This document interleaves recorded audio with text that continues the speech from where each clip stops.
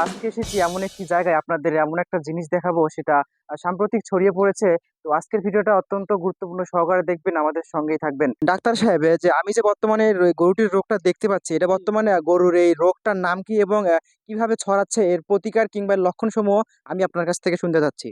এই রোগটা বর্তমান আমাদের বিভিন্ন জায়গায় ছড়িয়ে পড়ছে, বিশেষ করে বাংলাদেশের বিভিন্ন জেলায়। এই রোগটার নাম হচ্ছে হলো লাম্পি স্কিন ডিজিজ। এটাতে বলা হয়, মূলত ইংলিশে বলা হয়, তবে এটা ভেটেরিনারিতে বলা হয় লাম্পি স্কিন ডিজিজ। তবে আমাদের হোমিও শাস্ত্রে কিছু নিয়ম আছে। হোমিওতে বলা হয় এটা হলো বসন্ত। বসন্ত মূলত 5 প্রকার, তার মধ্যে এটা এক বসন্ত। এটা হচ্ছে হলো মুশরিকা বসন্ত বলা হয়, কারণ এটা হচ্ছে একবারে মুসুর কালের মতন ল্যাপা ল্যাপা মতন হয়েছে, এটা ল্যাপা বসন্ত বলা হয়। বুঝছেন, এই বসন্তটা সবচেয়ে একটু ভয়ানক হয়।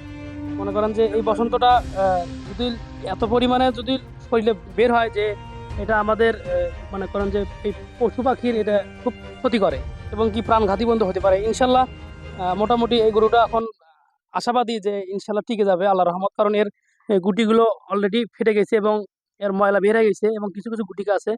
আল্লাহ পাক যদি কোনো সমস্যা না দেয় ইনশাল্লাহ বেঁচে যাবে। এই ট্রিটমেন্টটার মানে এই গরুগুলো যদি অসুস্থ হয়, সর্বপ্রথম যে জিনিসটা আমাদের করা দরকার সেটা হচ্ছিল গরু মালিক আগে ধৈর্যশীল হতে হবে অবশ্যই, এবং যে ট্রিটমেন্টটা করবে ওটা মনোযোগ সহকারে করতে হবে।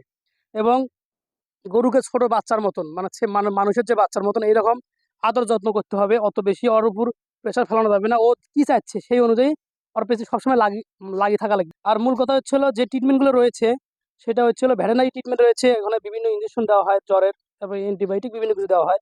আর হোমিও শাস্ত্রে কিছু ওষুধ রয়েছে, এগুলো খাওয়ালে ইনশাল্লাহ ভালো হয়। তবে একটা কথা হলো, এটা কি একদিনে ভালো হবে না বা 5-7 দিনেও ভালো হবে না। দীর্ঘ 1-1.5 মাস এবং 2 মাস পর্যন্ত ট্রিটমেন্ট করা লাগে, তারপরে এটা কি হয় ধীরে ধীরে আরোগ্যের দিকে যায়।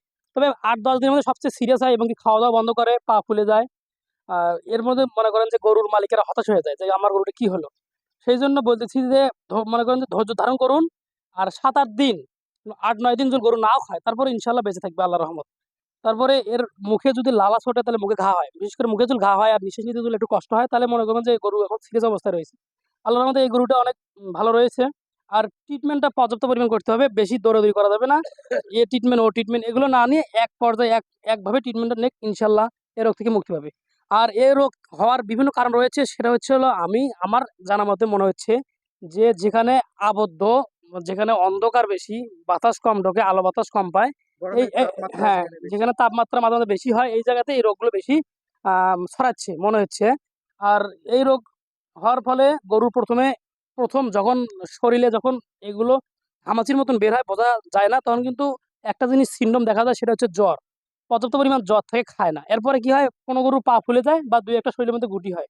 হওয়ার পরে ধীরে ধীরে এই গুটিগুলো ধীরে ধীরে বড় আকার ধারণ করে এবং কি পুরো গায়ে ছড়িয়ে যায়, কতগুলো আবার বড় বড় হয়ে ফাটি যায়। ইনশাল্লাহ এগুলো যখন ফেটে বের হয়ে যায় তখন আল্লাহ রহমতে গরুর কিছু হয় না। সুপ্রিয় দর্শক শ্রোতা, শুনলাম কথা ডাক্তারবাবুর কাছে এই গরুর এই রোগের কথা। হ্যাঁ প্রিয় দর্শক, আপনারা ইতিমধ্যে জেনেছেন এই গরুর রোগের কি কথা। এটা হচ্ছে ল্যাম্পি স্কিন ডিজিজ, অর্থাৎ বাংলা ভাষায় বলা বলা হচ্ছে বসন্ত, মানে চামড়া প্রদাহ একটা। তো ঘাবড়ানোর কিছু নেই, টেনশনের কিছু নেই, ধৈর্য সহকারে ট্রিটমেন্ট নেবেন। তো সবাই ভালো থাকবেন, সুস্থ থাকবেন, দেখা হবে আবার নেক্সট ভিডিওতে। এই বলে বিদায় নিচ্ছি। আসসালামু আলাইকুম।